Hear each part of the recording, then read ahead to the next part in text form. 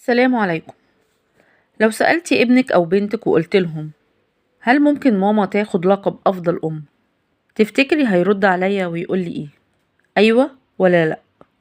لو عاوزة تكوني أفضل أم لازم تكون عندك الصفات دي. أول صفة تجعلك أفضل أم إنك تتقي الله في السر والعلن. يعني لما تتقي الله في أقوالك وفي أفعالك وفي مالك وفي مال زوجك وفي أولادك، ربنا يصلح حال الولاد. ده ربنا كمان يربهم لك أحسن تربية ويخليهم أقوياء في كل شيء.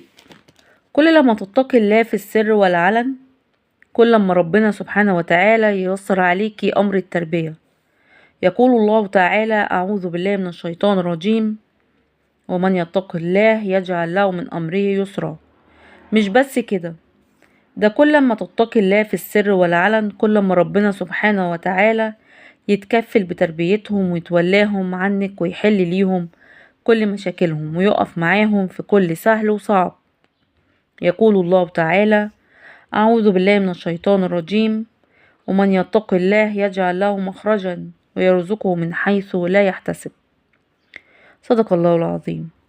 ربنا سبحانه وتعالى يجعل لهم مخرج من أي مشكلة ممكن يقعوا فيها لا قدر الله، وأي مشكلة ممكن تكون بينك وبينهم، وده وارد جدا خصوصا في سن الشباب. مش بس كده، ده ربنا يرزقهم الصحة النفسية والجسدية، ويرزقهم العافية والستر والنجاة والسداد في الدنيا والآخرة إن شاء الله. تاني صفة تخليكي أفضل أم إنك تقومي بمسؤولياتك تجاه أبنائك على خير وجه. والمسؤولية طبعا مش مسؤولية أكل وشرب ولبس ومصروف وما شابه وبس، لكن المسؤولية تكون مسؤولية مادية وأخلاقية ونفسية وجسدية واجتماعية. وأكيد مش هننسى المسؤولية الدينية، والمسؤولية إن حضرتك تكتشفي نقاط الضعف عند الولاد وتعالجيها، وتكتشفي نقاط القوة والتميز وتستثمريها وتنميها. بنعرف ازاي بقى نقاط القوة عند الولاد؟ من خلال اختبار الذكاء، ومن خلال اختبارات الشخصية، والاختبارات القدرات العقلية والإبداعية وغيرها. يقول النبي صلى الله عليه وسلم: كلكم راع وكلكم مسؤول عن رعيته. فالإمام راع ومسؤول عن رعيته، والرجل في بيته راع ومسؤول عن رعيته، والمرأة راعية في بيت زوجها وهي مسؤولة عن رعيتها. تالت صفة تخليكي أفضل أم إنك تكوني قدوة حسنة لولادك. قدوة حسنة في أقوالك، أفعالك، في نظامك، نظافتك، وفي إدارتك لبيتك ولوقتك ولكل شيء في الحياة، لأن الولاد طبعا هيتأثروا بيكي زي ما هيتأثروا بوالدهم.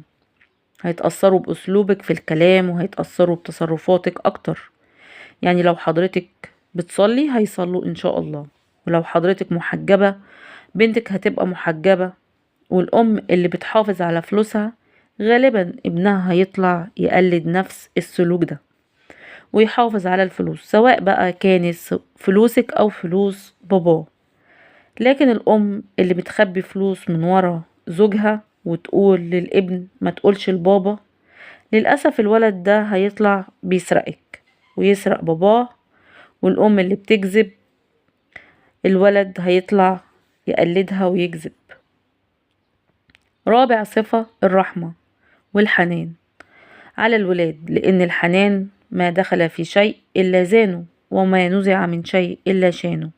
هي الحقيقة إن أغلب الأمهات رحيمة، ده طبعها، لكن في أمهات الولاد للأسف بيشتكوا من القسوة والجفاف في المعاملة، وده صعب جدا جدا. كل ما تكوني غليظة جامدة على ولادك كل ما هيبعدوا عنك. وطبعا الرحمة بيهم والكلام معاهم باللسان مش بالإيد وخلافه، ده بيأثر على نفسيتهم وسلوكهم. لازم يكون في تعبير عن الحب. على الأقل تحضني بنتك أو ابنك 4 مرات يوميا. يعني أول مرة أول ما بيصحى من النوم مع كلام حلو محفز، وهو رايح المدرسة وهو راجع من المدرسة. ومهم جدا قبل النوم تحضنيه وتاخديه في حضنك عشان تقوي العلاقة بينكم أكتر وأكتر.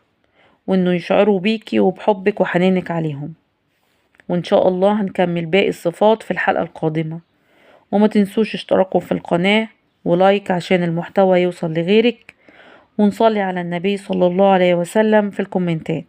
وإن شاء الله أقابلكم على خير مع كارمن، والسلام عليكم ورحمة الله.